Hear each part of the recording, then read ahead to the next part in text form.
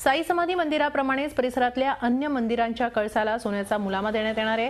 हैदराबादमधले भाविक विजय कुमार आणि वंजा यांच्या देणगीतून सुवर्ण मुलामा देण्याचं काम सुरू झालंय। गुरुपौर्णिमा उत्सवाच्या मुहूर्तावर मंदिरांची ही सुवर्ण झळाळी भाविकांच्या डोळ्याचं पारणं फेडणार आहे। तर साईबाबांच्या आगमनाची स्मृती असलेलं गुरुस्थान आणि लेंडीबागेतल्या नंदादीप मंदिराला पूर्णपणे सोन्याची झळाळी प्राप्त होणार आहे। तर समाधी मंदिराच्या समोर असलेल्या गणेश, शनी आणि महादेव मंदिराच्या कळसालाही सुवर्ण मुलामा देण्यात येतोय।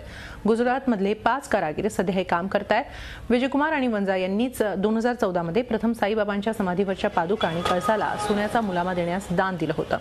परिसरातल्या मंदिरांना सोन्याचा मुलामा देण्याचं काम पूर्ण झाल्यानंतर साईंची शिर्डी जणू सोन्याची होणार आहे। मंदिर परिसरातील जे काही छोटी छोटी मंदिर आहेत, ज्यामध्ये शनी मंदिर आहे,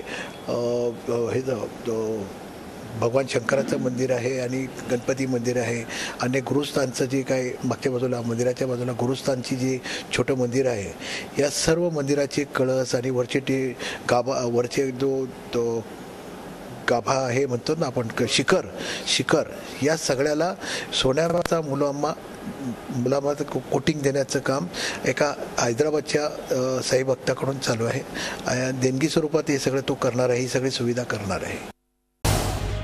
झी 24 तास रहा एक पाऊल पुढे।